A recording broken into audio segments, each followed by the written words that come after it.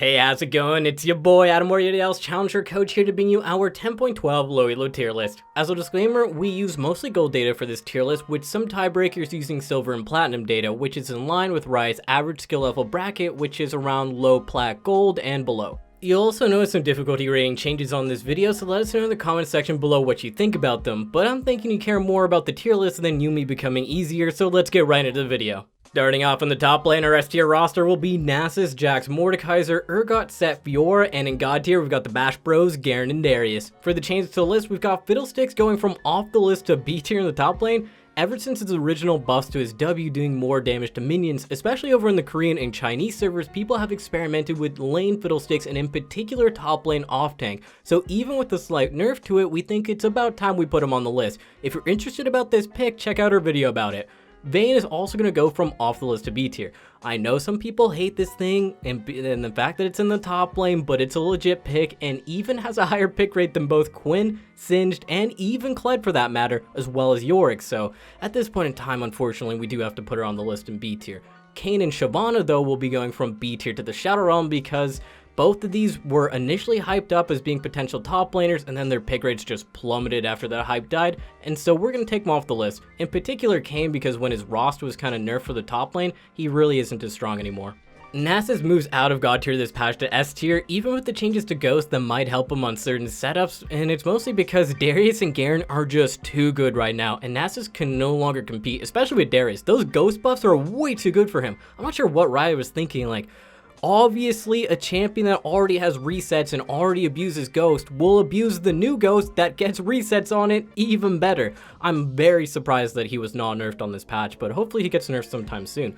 Until then, if you are a Darius abuser, he's got a really niche setup where unflinching is incredibly good on him with Resolve Secondary, so I would definitely try that out so you can abuse him until he's nerfed. As for the highlighted change for this patch, we're pretty set with Set going from A tier to S tier. He is a very consistent top laner into most matchups and is one of the most safe blind picks in the current meta, and he has really no issues playing it out safe in the laning phase due to his passive and W.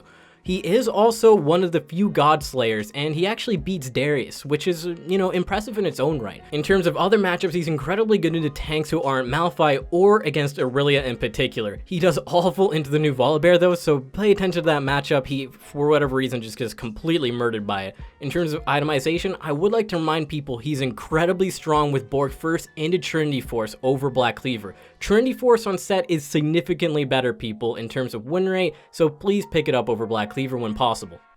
Next up, we've got Jax also going from A tier to S tier. He's one of the best scaling top laners in the current meta in terms of 1v1 split push potential or just scaling in general. He is amazing in that 1v1, and also he's amazing at stealing all resources on the map. Your jungle, their lives, your teammates' lives because you ditched them because you wanted to split push, anything goes for Jax. He's incredibly good at hoarding gold, but also converting that gold into actual Ws. In terms of matchups, even in low elo, honestly, pretty much all of them are playable, although he does have a hard time into things like Malphite, Urgot, and Garen who absolutely destroy him, but a lot of his lane counters, things that might be hard for him, like Mordekaiser, Renekton, Tryndamere, Aurelia, maybe some of them are skill matchups and then a little bit tricky in the laning phase, he tends to outscale them anyways, because who knew another Borg Trinity Force Death Dance Conqueror user would climb up to S tier and be overpowered in 1v1. Also, don't forget to add in Wit's End versus AP champions is actually a great addition to Jax. That means that our last highlight change will be to Volibear, who was the worst champion in the game last patch before his hotfixes, and now he's going to A tier. Riot is really working overtime on those buffs. They must have shifted around at least half of the 500 people dedicated to Luskins to help out with this one, I'm almost certain. Along with some hot fixes in the last patch, he received a ton of bug fixes, quality of life changes, but more importantly, his R is a major threat now. It disables towers for longer, making him able to dive towers even easier if he wasn't tanky enough. It's easier to land now, and it does more damage. All of these things have really helped out the bear in terms of his win rate, though his play rate got cut in half since people kind of dropped him real quick after the initial hype because he was just terrible. He currently sits at a 51.5% win rate, a 7% pick rate, and a 10% ban rate in gold. For his build, full tank is the standard, but I'm kind of liking the Trinity Force Sunfire. It's gaining a lot of popularity and it's the highest win rate setup he has. It's just in terms of pick rate, it's not as popular, so I would recommend trying out both setups and see which one you like better.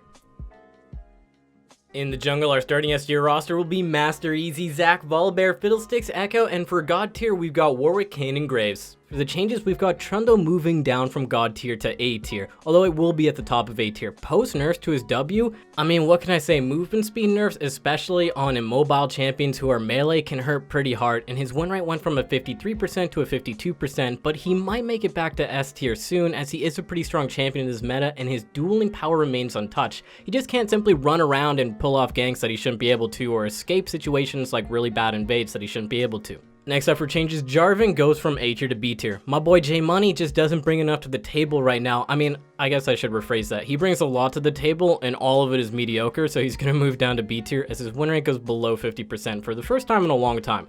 Fiddlesticks then goes from God tier to S tier. He did receive some nerfs this patch, but they were mostly for lane Fiddlesticks. The reason he became worse on this particular patch is a lot of people are actually used to him because he's incredibly popular now, and people start to actually play around him better, and his surprise factor has lessened. So he is now at the top of S tier, and his win rate dropped by around 1% on this patch.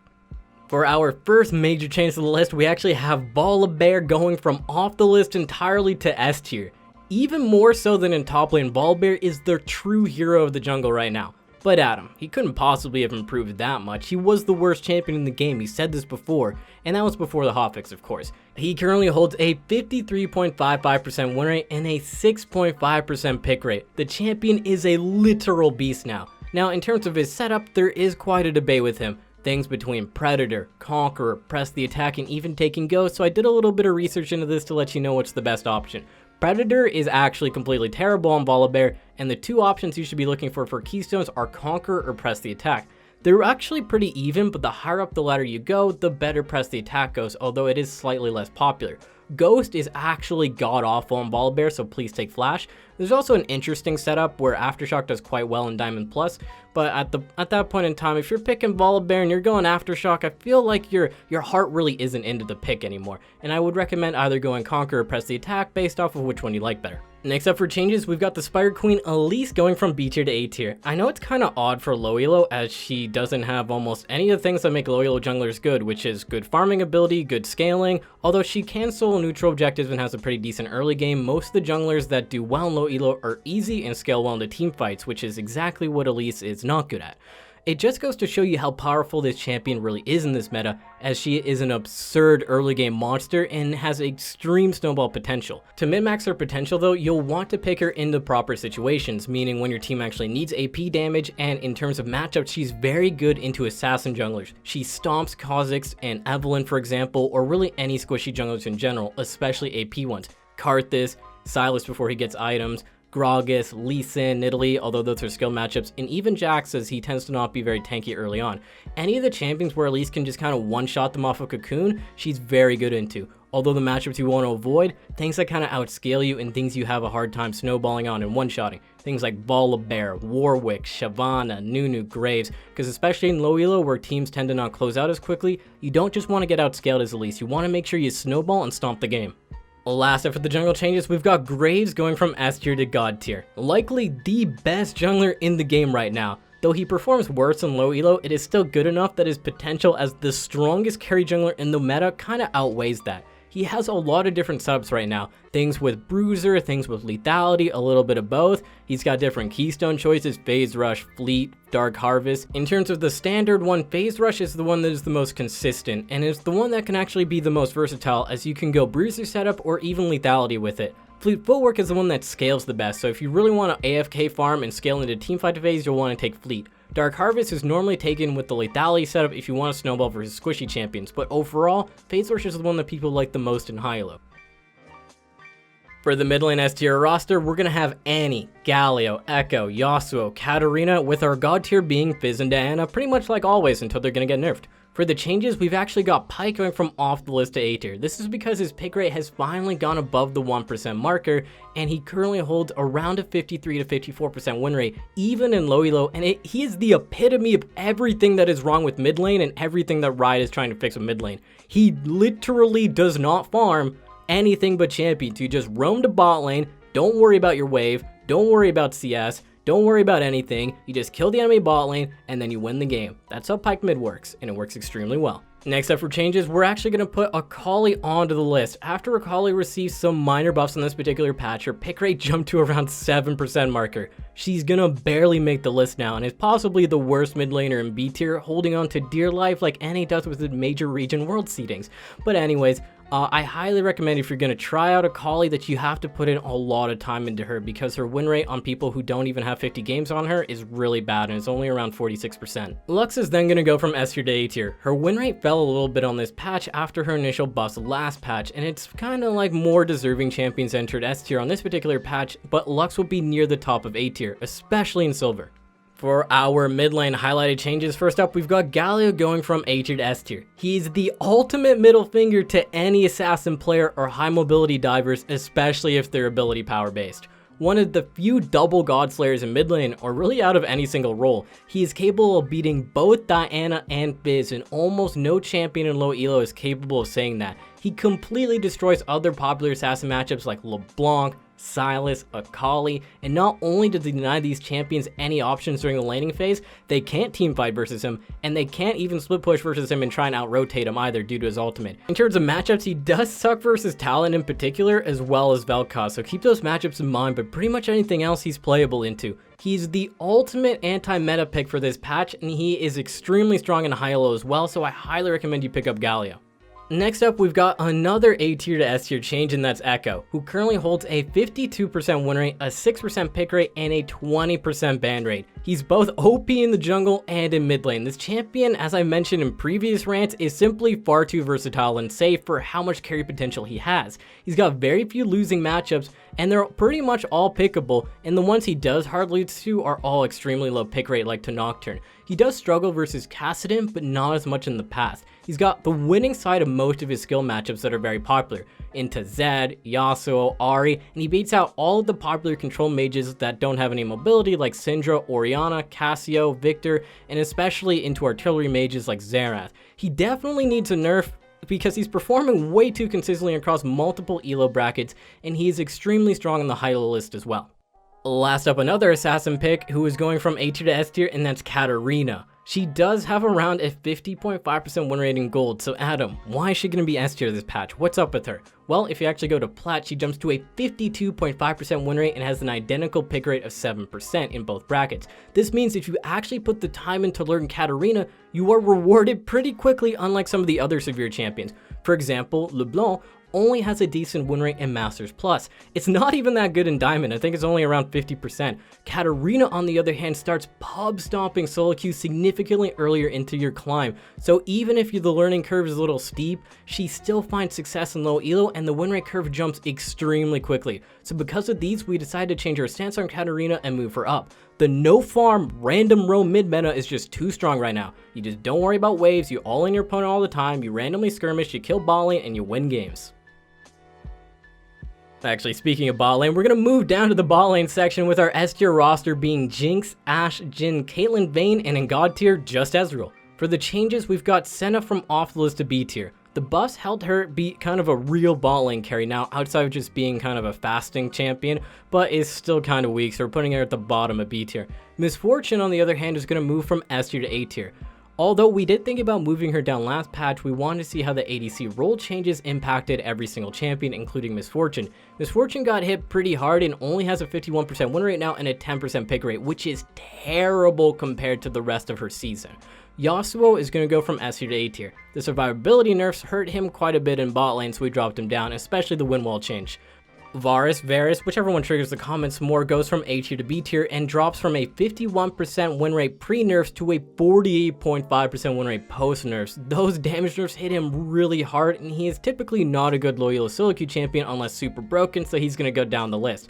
Then we've got Vayne and Jhin going down from God tier to S tier. Both of these champions drop down the list to make room for the only reliable marksman carry. And this is truly the darkest timeline because Ezreal of all champions is going to be the only God tier champ in low elo, and he's going to go from S tier to God tier. Yeah, I know it's a little odd, but the stats don't really lie. Although he only has a 50% win rate in gold, it just goes to show how strong he really is, because it's the first time I've ever seen this in the last 3 years. He's also the most popular champion in the game currently, with a pick rate of 33.33%, repeated of course. With how often off-roll support or jungle players pick him and feed on him, and he's still doing this well, it's a testament to how powerful he is even in low elo. Trust me, I've never seen him do this well before. You know it's sad though when a spellcaster is the strongest marksman, cause let's be as real about this one. It's so ridiculous because he's so much closer to a mage than a typical AD carry, which is why he actually does so well compared to the rest of the AD carry roster, because he actually isn't one. The other reason is he is a champion who can easily build death stance and defensive options and never die, unlike traditional crit AD carries who can really only be viable with a Lulu. And that's because they tend to not be able to build defensive items until the game is almost over and the Nexus kind of explodes, which is why Ezreal's so strong. He's going to be able to deal consistent amounts of damage while almost never dying and being able to itemize as well as a mage can. Next up, we've got Ashe going from S tier to still S tier but very close to God tier. The new approach velocity is incredibly good on her. She doesn't actually move any faster, but the helpful thing is that her support will now be able to waddle up to her target even easier. So if you're in lane and you auto attack someone, your support Nautilus can once again, waddle closer and actually auto attack them or land hook easier. It's extremely useful now. With Varus and MF getting kind of chunked down on the leaderboards, she's going to get easier matchups in lane as well. Her standard lethal tempo setup is still very good versus die setups, but some new tech can be added to make it easier on yourself and much safer. What I mean by that is you have your standard Bork into Runons into IE setup, but if you feel like you're going to get dove and your Pyke support's not even going to think that you're a real champion and doesn't want to peel for you because he can't because you picked Pyke, then you can actually go Bork into PD into Death Dance. You might think you might lack a little bit of damage, but Ashe isn't about that life. Even with those items, she's still going to shred the enemy front line and be very near unkillable, very similar to picking Ezreal. Death Dance on AD carry is something that people should experiment more with because it's going to make them actually not get one shot.